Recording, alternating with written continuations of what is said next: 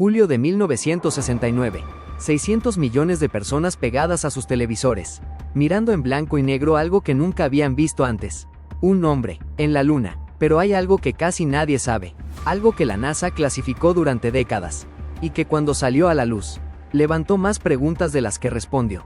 Hoy te voy a contar el viaje completo del Apolo 11, el real, el que no aparece en los libros de texto, los momentos de terror, las decisiones imposibles, y sí, las conspiraciones, todas, con evidencia real, y al final de este video te voy a mostrar algo que casi ningún documental menciona.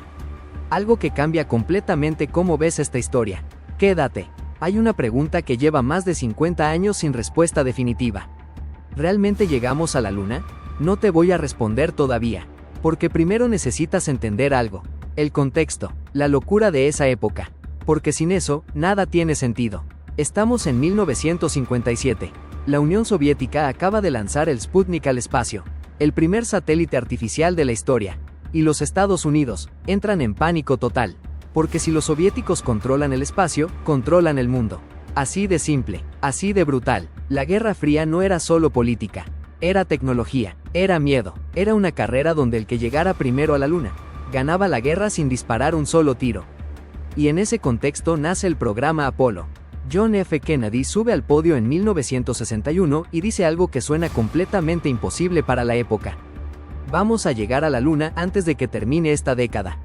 El público aplaude. Los ingenieros en la NASA se miran entre ellos sin saber si reír o llorar. Porque en ese momento, no tenían ni idea de cómo hacerlo. Pero lo que viene ahora es todavía más increíble.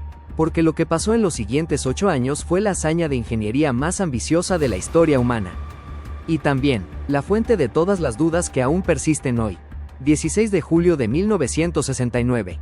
Cabo Cañaveral, Florida. Son las 9:32 de la mañana Neil Armstrong, Buzz Aldrin y Michael Collins suben al cohete Saturn V.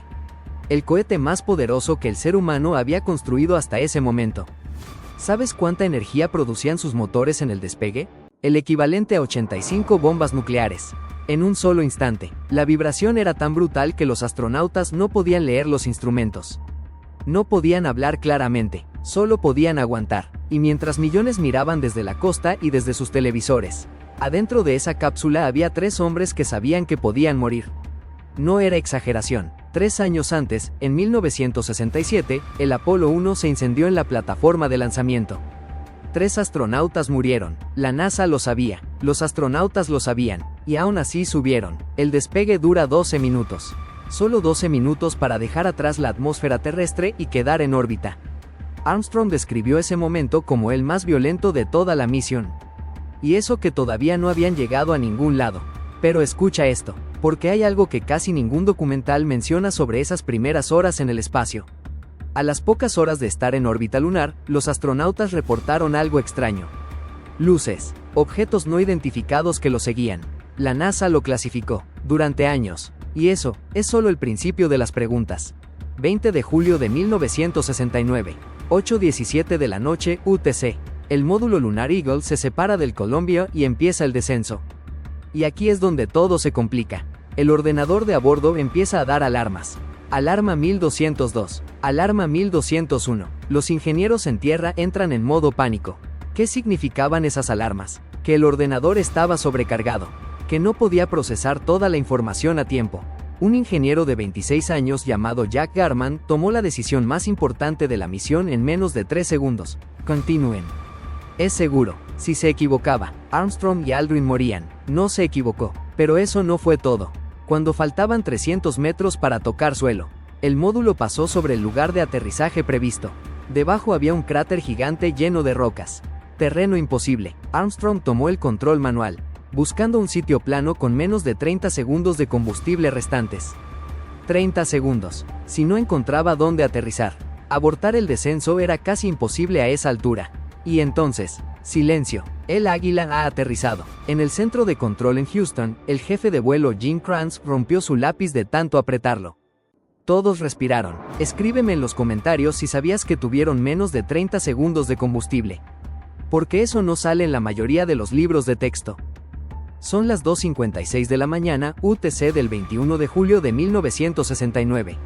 Neil Armstrong pone el pie izquierdo en la luna. y dice la frase más famosa del siglo XX. Un pequeño paso para el hombre. Un salto gigante para la humanidad. 600 millones de personas lo escuchan en vivo. Pero lo que Armstrong dijo después, eso nadie lo transmitió. Según testimonios de varios técnicos de comunicaciones que trabajaron esa noche, la transmisión se cortó durante varios minutos. Hubo un cambio a un canal diferente. ¿Qué se dijo en ese canal? No hay registro oficial. Lo que sí sabemos es esto. Armstrong y Aldrin pasaron 2 horas y 31 minutos en la superficie. Recolectaron 22 kilos de rocas lunares. Instalaron instrumentos científicos. Plantaron la bandera. Y también, miraron el cielo negro de la luna. Sin atmósfera, sin dispersión de luz. Un cielo completamente negro incluso con el sol brillando. Y según Buzz Aldrin, en una entrevista décadas después, lo que vieron les dejó en un silencio que no tenía palabras. ¿Qué vieron exactamente? Aldrin nunca lo explicó del todo. Respira, porque hasta aquí te he contado la historia oficial, la que todos conocen, pero te prometí algo al principio, que íbamos a hablar de lo que no se dice, de las preguntas que siguen abiertas, de las conspiraciones, y hay 3 que son especialmente perturbadoras, no porque sean necesariamente ciertas, sino porque tienen evidencia real que las sostiene, y respuestas que, no del todo convencen. Conspiración 1, las sombras y la bandera. Si miras las fotos del Apolo 11 con detalle, hay algo raro. Las sombras de los astronautas y los objetos no apuntan en la misma dirección. En la Luna, con una sola fuente de luz, el Sol, todas las sombras deberían ser paralelas. En varias fotos, no lo son. Los defensores de la misión argumentan que el terreno irregular explica las diferencias de sombra. Es una respuesta técnicamente válida. Pero hay otra cosa, la bandera. En varios videos, la bandera parece moverse, ondeando. En la Luna no hay atmósfera, no hay viento. La explicación oficial, el movimiento era causado por el astronauta al clavar la bandera. El movimiento oscilatorio era residual, y sin resistencia del aire, tardaba en detenerse. ¿Convence? Depende de cuánto confíes. Conspiración 2, Stanley Kubrick y el estudio secreto. En 2015, apareció un video en internet. Decía ser una entrevista Deathbed, del lecho de muerte, con Stanley Kubrick, el director de 2001, A Space Odyssey.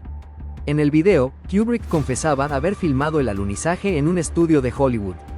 Que la NASA le contrató porque necesitaban que se viera perfecto. El video resultó ser una broma, una parodia. Kubrick murió en 1999 y el entrevistado era un actor. Pero la teoría tiene más fondo de lo que parece. Hay documentos desclasificados que muestran que la CIA y la NASA sí tenían planes para generar material de propaganda visual sobre el espacio. No específicamente un falso alunizaje, pero sí manipulación mediática del programa espacial. Y el hecho de que Kubrick dirigió 2001 justo antes del Apolo 11, usando técnicas visuales revolucionarias para simular el espacio, no ayuda a callar los rumores. Conspiración 3, las grabaciones desaparecidas. Esta es la que más me inquieta. En 2006, la NASA admitió oficialmente algo perturbador. Las cintas originales del alunizaje del Apolo 11, las telemetrías originales de alta calidad, habían sido borradas y reutilizadas. La NASA grabó por encima de las cintas más importantes de la historia de la humanidad, para reutilizarlas en otros proyectos. ¿Por qué? La explicación oficial: error administrativo.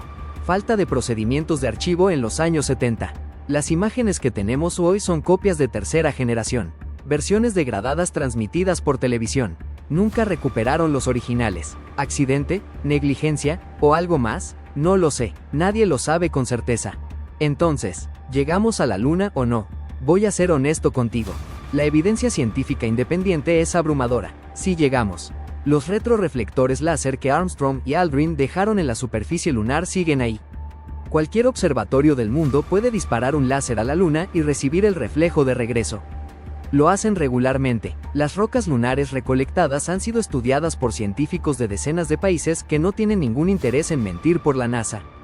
Son diferentes a cualquier roca terrestre. Son reales. La Unión Soviética, el mayor enemigo de los Estados Unidos en ese momento, monitoreó toda la misión con sus propios sistemas de radio. Y nunca la desacreditó. Si hubiera habido un fraude, los soviéticos lo habrían gritado al mundo. No lo hicieron. Pero hay algo que sí es verdad.